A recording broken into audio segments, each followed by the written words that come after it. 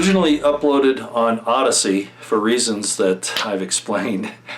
This is the YouTube version of Marvelously Made. Alright, hello everyone. Today is the 19th of September 2023 when I'm recording this.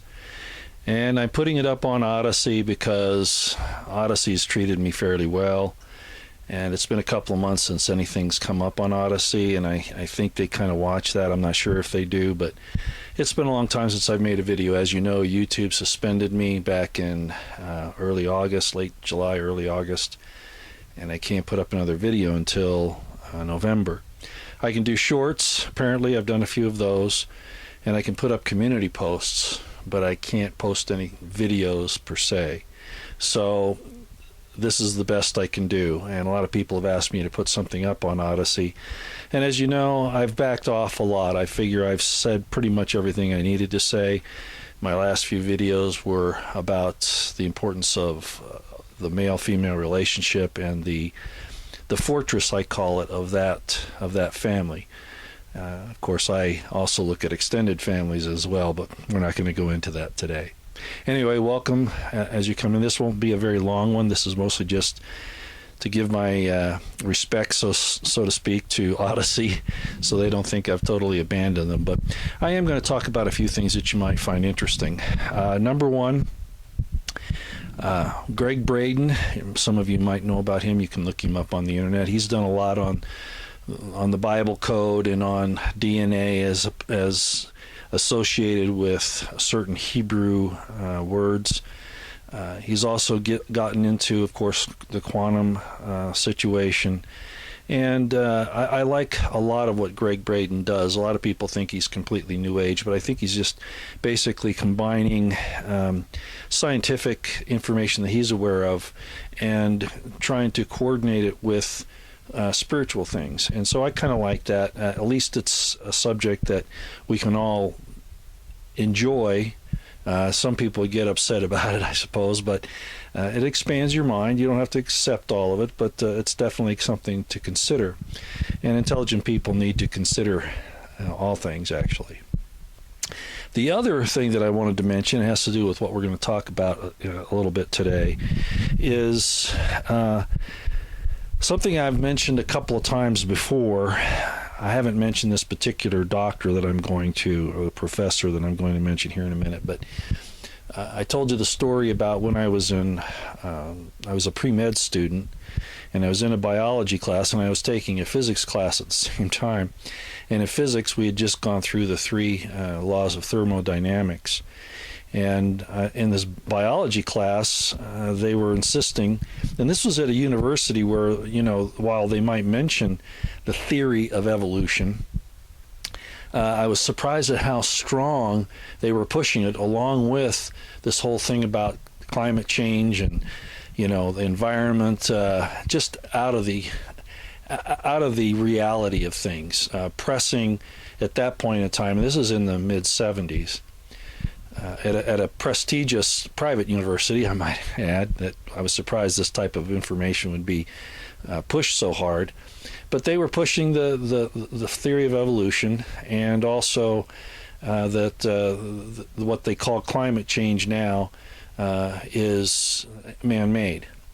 And I stood up and I said to the professor in open class, well, first of all, the theory of evolution defies the second law of thermodynamics, that is, the law of entropy. In other words, things have a tendency to break down, go from more complex to more simple without outside energy. And also I said that the climate environmental claims are really designed to destroy mankind. And as a result of saying that, I was thrown out of that class, or threatened with being expelled, actually. But I managed to hang on for the rest of the semester and was glad to get out of that class. But at any rate, of course, I had genetics classes and, you know, all those other things. And, you know, Darwin and his theory of evolution, I think most of you understand that this is a Marxist thing, basically. That's really what it is. It's Fabian socialism. It's the Frankfurt School. They came later, of course, but all of that same kind of thought process. In other words, man is just a beast, and he needs to be managed like herds do. With what I've seen in the last few years, maybe there's some truth to that. But at any rate, the whole concept was to take man away from his understanding or his belief, with good grounds, that he's more than just a chemical process, that there's something else going on here, a chemical or biological process. He's more than that. We're more than that. And I've spent a lot of time in my videos, especially in my spiritual presentations, to really make that point and to bring it home. Well, one of the problems with Darwinism is that he takes his theory of evolution basically from what he says was made out of a soup. He doesn't really even cover that very much. The scientists didn't know how to address the situation with the first cell being formed. They just assumed, isn't that interesting? Assumed, you know what that means, that somehow after billions of years everything just kind of came together and the first cell was formed, and then miraculously, defying the second law of thermodynamics without any outside energy or intelligence, somehow evolved through the different species to man.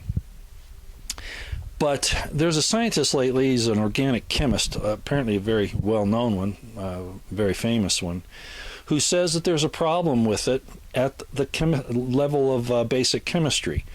And his name is Dr. James Tour.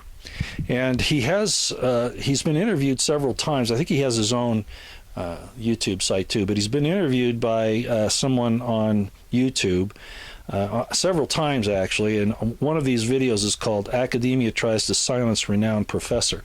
I want to show you this so you know what I'm talking about. See if you can see that there. Okay, I know that's kind of hard to see. The bottom line here with Dr. Tour, Professor Tour, is that he says they can do a lot of things, but they can't come up with the first cell. They can't explain that. I'll let him explain that to you. He's obviously a world-renowned organic chemist. I am not.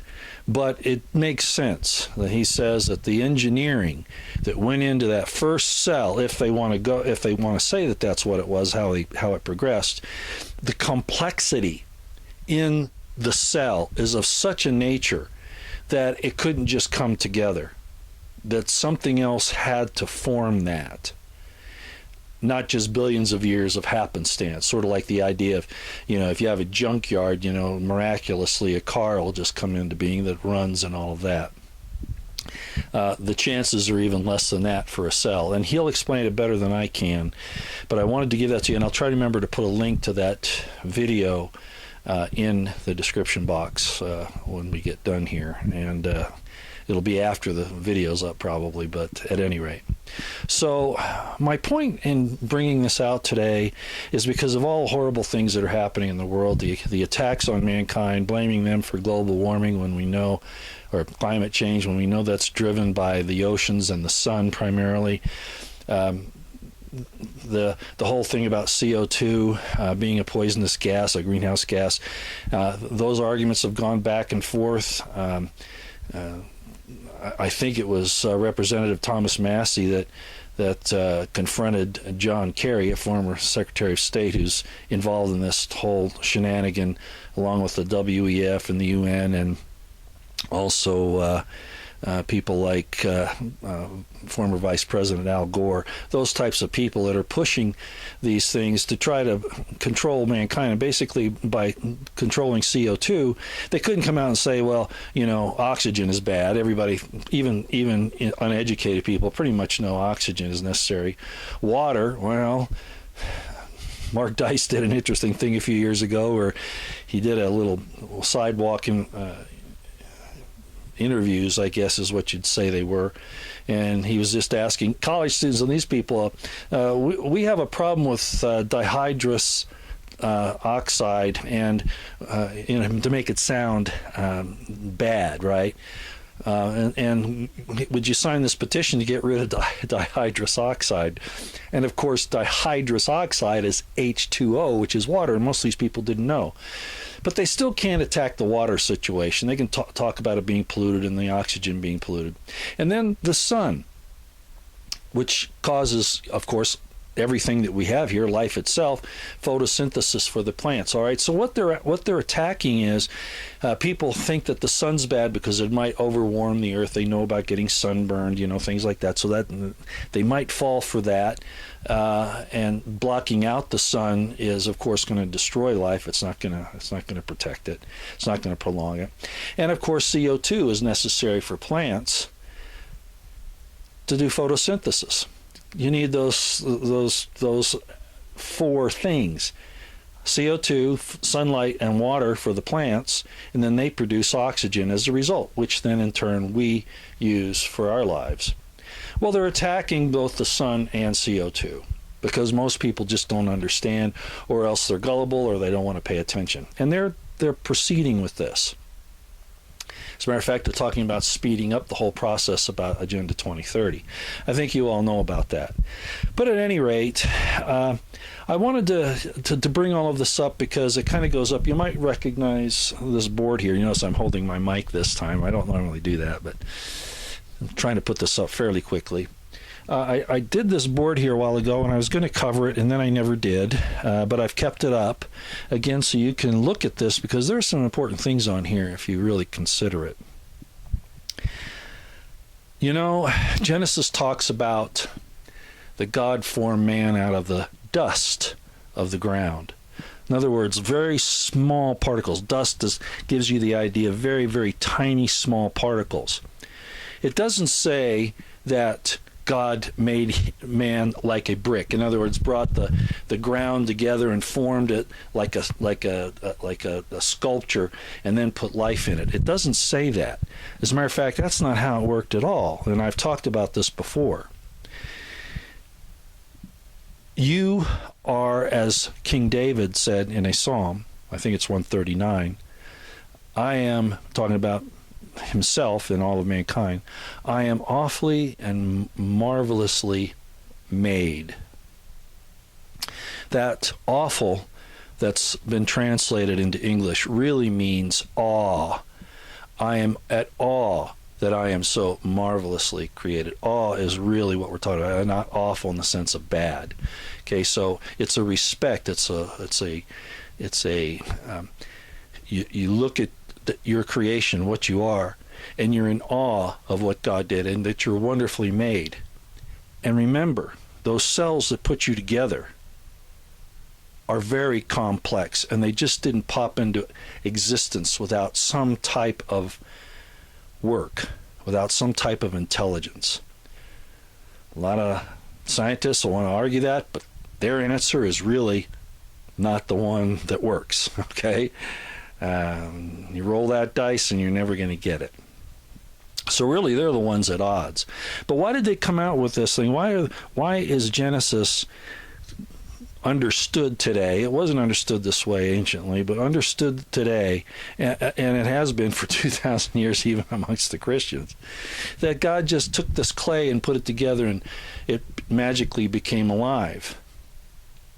Because that degrades mankind. You'd think that it shows God's power, but in fact what it does is it denigrates what the process really was and how wonderful you really are, and why we should respect and revere life, not do what the powers that be do, and these leaders of nations that send people to war, allow criminals to run rampant and free. You get the idea.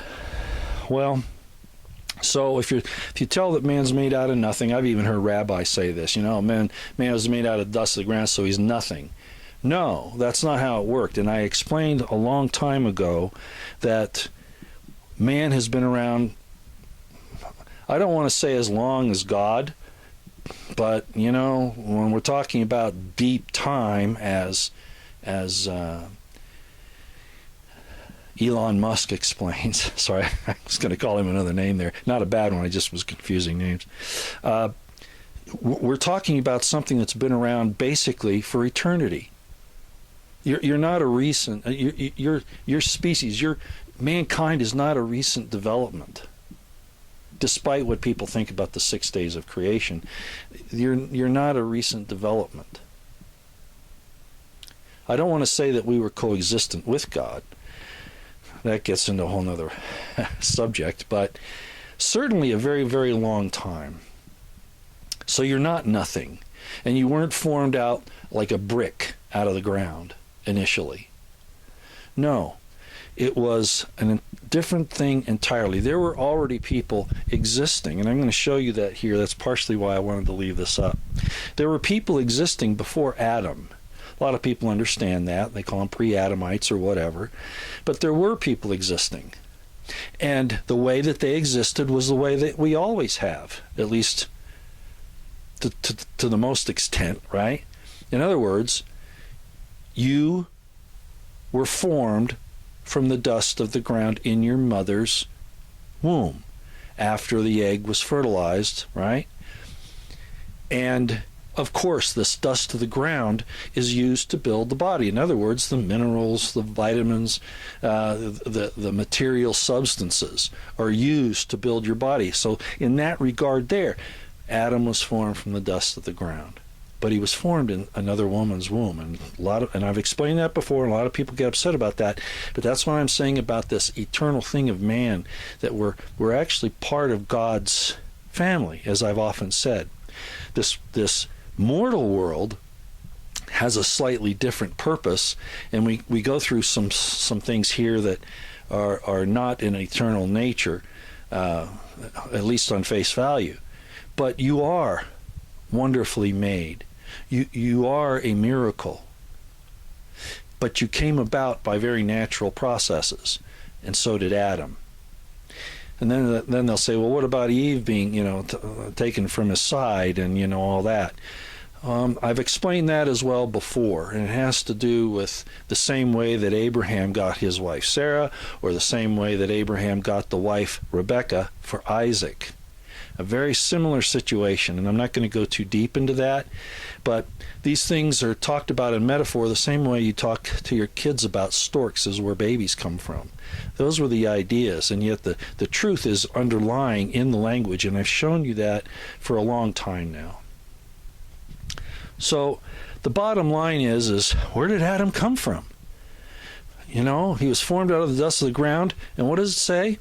He was then placed in a garden eastward in Eden. Well, here we are. This is a lot of that right here. I won't take a whole lot of time on this, but I just want to whet your appetite. When it says that God breathed into Adam the breath of life, the word that's used is neshama right there. It's this word right here. And I could break it down. You might see that I have a lot of notes around this, and please peruse those. You can take a screenshot of it and increase it, magnify it, and you can look at things. And a lot of it won't make sense to you. For instance, I've got not just Notaricon here, but I've got Tamora, and I also have Gematria. But it's up there for your use, and it's a little more developed than the one that I put up, or the two that I put up some time ago. But Neshama, this is what a lot of rabbis and a lot of people call the soul. It's not. It's really not the soul, but that's how it's interpreted, because you have another word that's used for soul, and it's nefesh down here, and we talked about that before. This is a living soul, nefesh hayah, okay? That's what this word here means, all right? A living soul, mouth, life, fire. And you see I have the different numbers from Gesenius here, and not Gesenius, Strong's. And remember, Strong's and Gesenius are both interpreting the Hebrew based upon their Christian traditions, and they didn't want to get people too upset. So they're not always 100% right. You really find out what those words are by breaking them down into individual letters. Well, just as an example, I should have my pointer here. Let's see if I can find it. This will work. Okay. Nefesh is here. Neshama is here. And this is the thing that says that God brought into Adam. Well, that's interesting. The nun here, as I've long explained, is the winged speedy messenger. In other words, it's an abbreviation for the spirit. You have Ruach HaKodesh, Ruach, which means spirit, more like breath, okay? But this nun has more to do with an actual winged speedy messenger. Think of yourself as a spirit. The spirit separated from the Shema is desolate. It's desolate. It doesn't have an identity. It's not a thing. Recently, there have been some people discussing the unified field, and that's where consciousness comes from, is this unified field. Different religions have explained it in different ways, and I won't get into that, but this soup out there that consciousness is basically taken from, okay? So, without the Spirit, this Shema is desolate, and that's what the word means. Shema means desolate. So when you add the nun to it, it gives life to it. Isn't that interesting? It means breath, it means intellect. It means spirit life, fire into the world through the window.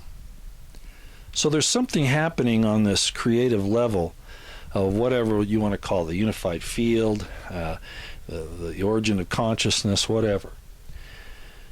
But what's interesting about this is that while the rabbis call this the soul, it really isn't, not in the sense that you would think of the soul. And I've talked about that before. Man becomes a living soul when God breathes the breath of life into the man that he's made. In other words, he's born. Adam was born. He breathes, and his spirit now becomes a nefesh hayah, right there. I'm skipping over a lot of detail here, but I just want to give the basics to you. So, like I said, if I actually went and talked with some of these rabbis about some of these concepts, they would not agree with me because, they have things set in stone through the Talmud and other things, but the Talmud is especially very much involved in their interpretation of Torah. But I would just hasten to add my old saying, because the Jews know that it's true. If you have 3 Jews in a room, you have 5 opinions. So, mine's at least as good as theirs. All right. So you have this thing that could be considered the unified field, and then it's pretty much desolate until a spirit is added to it. Interesting. Again, intelligences, intellect. All right. Then you have the soul living when this is placed into the body, okay?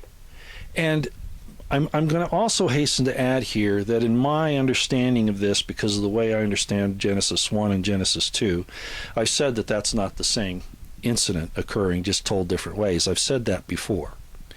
I think, and there's good reason for this, that Genesis 1 is about the spiritual creation, and Genesis 2 is about the material creation. And really, there's not that much difference between the two. But the material creation doesn't mean, I hear people, and I know some of the scriptures seem to say this as well, that the flesh is bad, the flesh is evil, and all of that. Well, let me ask you a question. The flesh would start out with a little tiny cell that God however, made. Are you saying that that's bad? That God made something evil there? That your flesh is evil? Your flesh isn't evil, it's how you use it. In this world, it's subject to corruption, it's subject to deterioration, to sickness, etc. For some reason, and I'm not going to get into the philosophical or even the spiritual reasons for that, but that hasn't been the case in every creation. So, I'll leave that little thought with you there. So, the nefesh is the body with the spirit in it. Remember, Genesis says, and God breathed into the man that he had formed the spirit of life, and man became a living soul. A living soul, this can also be considered a body. Now, there's other Hebrew words for body, but this definitely works as well. You have a spiritual body, in my estimation, that's very much like you are now. As a matter of fact, the rabbis will say that when you put this body down and you revert back to your spirit form, that it's the same person with the same characteristics, the same personality, etc., etc. Whether you believe that or not, I'm just pointing it out to you that that's how the rabbis look at it, if you have any respect for them. And I do. but I also do it on my own. I also see these things on my own. All right.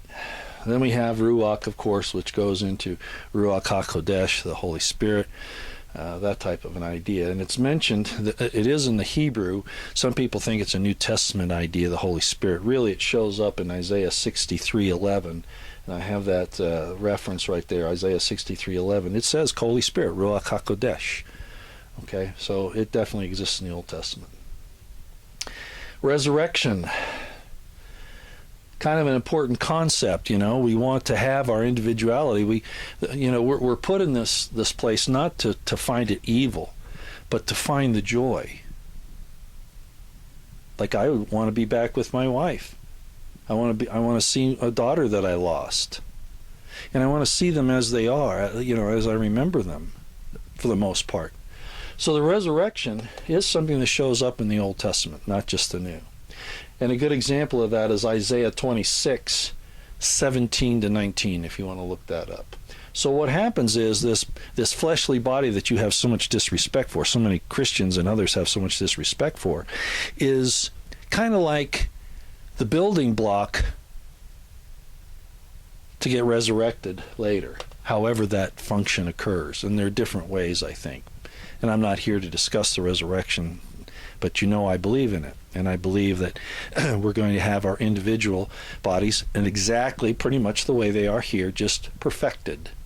And perfected doesn't mean that you lose some organs in the process if you read between the lines. It means that everything functions in its perfect way, including those things that people think are dirty, right? All right. Then I get down to the idea of image and likeness, and you've heard me talk about this before, and this gets back into us being almost, not exactly, but almost coexistent with God. We are in his image and likeness, and a lot of people try to say that there's a difference, that one of those means an idolatrous type situation or whatever, and I've covered that many times in my religion series. Image and likeness, it's a dual witness of who you are. When God says, let us make man in our image, in our likeness, it's a repeat. He's saying something twice, if you believe in the Hebrew Bible. Whenever God speaks about something in 2 or more times, he's telling you this is important, this is the way it is. You are in his image and likeness. This is a dual witness. Image, as I've talked about before, is Zelem, 6754 in Strong's. Likeness is Demuth, and it means resemble, model, shape, or similitude. So you look like God in the way you're constructed, not just in your feelings, your emotions, your spiritual makeup, but here as well, in your physical form. All right? Genesis 1:26 and 1:27, it talks about image and likeness. Genesis 5, it just talks about likeness. And then it says male and female in Genesis 5. Again, not androgyny, not in an androgynous sense. Go check that out and you'll see what I'm talking about. Now, I also have, like I say, a lot of gematria here, and I could explain a lot of that, but I don't think I'll bother right now. I will point out something that's kind of interesting about the word nephesh, however, and that's this one here. Remember, this up here, Shema, means desolate until you add the spirit, and now it becomes breath, intellect. All right? Nephesh is kind of interesting because this word right here, all right, Pesh, right, or fesh, as the case may be, that means rebellion. It means fall away, sin, trespass. No, that doesn't mean that you've sinned. The actual overriding understanding of it, the idea of rebellion, falling away, etc., really has to do with free agency. It has to do with will. So this actually has will. You're placed here so that you can exercise free agency, free will. So it's not really in the rebellion of the sense of like the rebellion in the Garden of Eden, that kind of thing. It means you have free will. That's what the idea really is. And your spirit now has free will when you're in the body.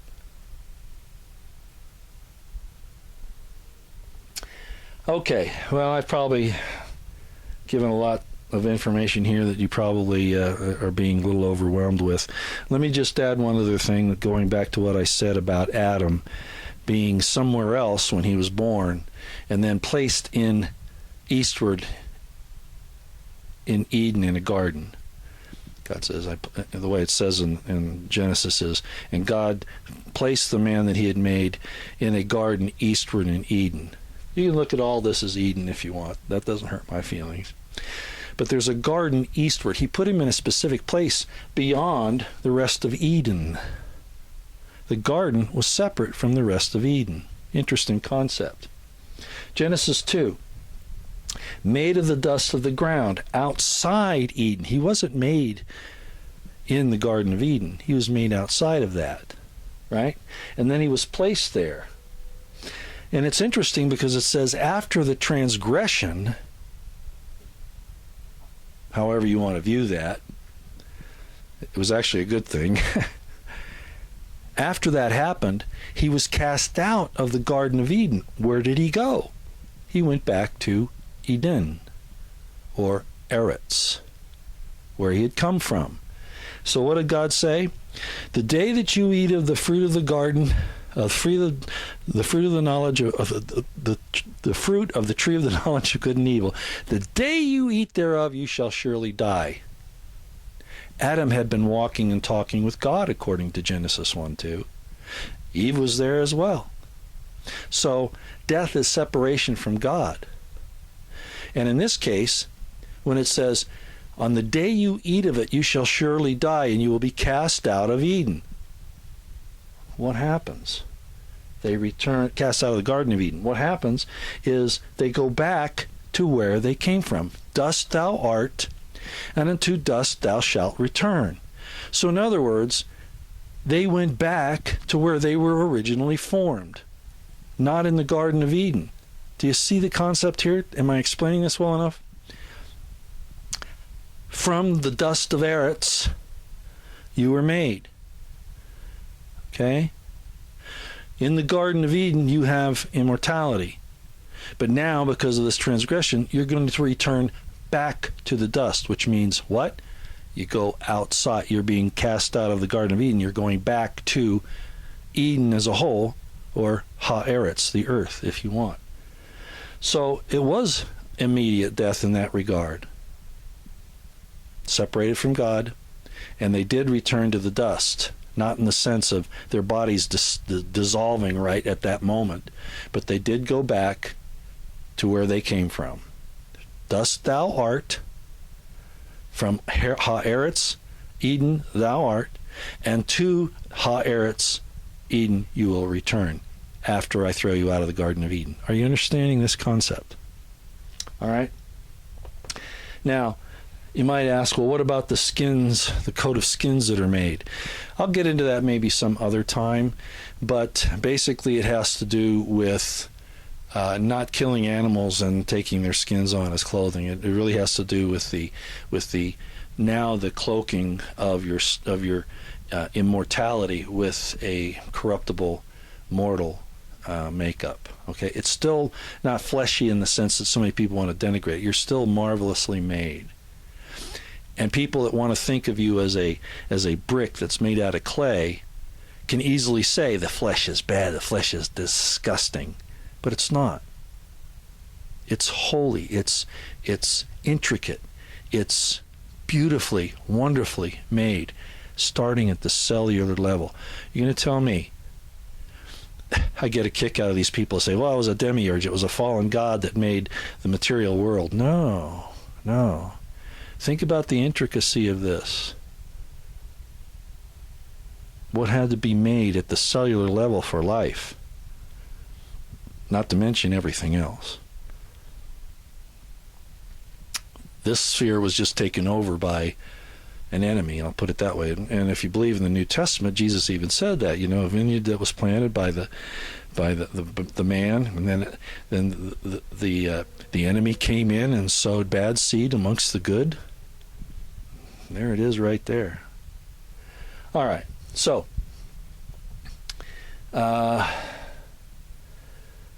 so in other words, from the dust you were made and to the dust you will return. You will go back and return from where you came from, which is you'll still be whole, but you're going to go back to Eden. You're going to go back to Ha-Eretz, out of the Garden of Eden. That's really what that means. Alrighty, I think that's enough for today. Like I said, I just wanted to get this up so that people could know that I am still considering these things again, and have something to say, although I don't say much these days. On Twitter, I'm very active, or on X, I guess I should say. Very active there for what it's worth, but like I said, my reach is very small. Not to complain about the choices I've made, because I've been very blessed with those, even though they didn't seem so at times, but I have been, and yet those things are used to disenfranchise me, right? And I expected that. It's nothing new. To be rejected, despised, etc., etc. People with dogma and doctrine that really doesn't make any sense, and they want to, get upset at me for the things that I point out. And I'm not perfect, by the way. By the way, God isn't sitting here telling me to tell you these things. These are things that I've learned. I have plenty of problems. I have plenty of personal problems. But God looks at the heart, and He'll give you inspiration once in a while. And I do think that I've had a little bit of inspiration here, with a little help from some of my mentors who pointed me in the direction. So that's all I've got for you today. Again, I don't know when I'll be putting anything else up, but this will go up on Odysee. As you know, I'll make an announcement on X that it's up, and I might even try to include it on my community posts on YouTube. I don't know how that'll work. They might object to that, but we'll see what happens. All right, well, that's all I've got for you today. Thanks for being here. We'll see you next time out here.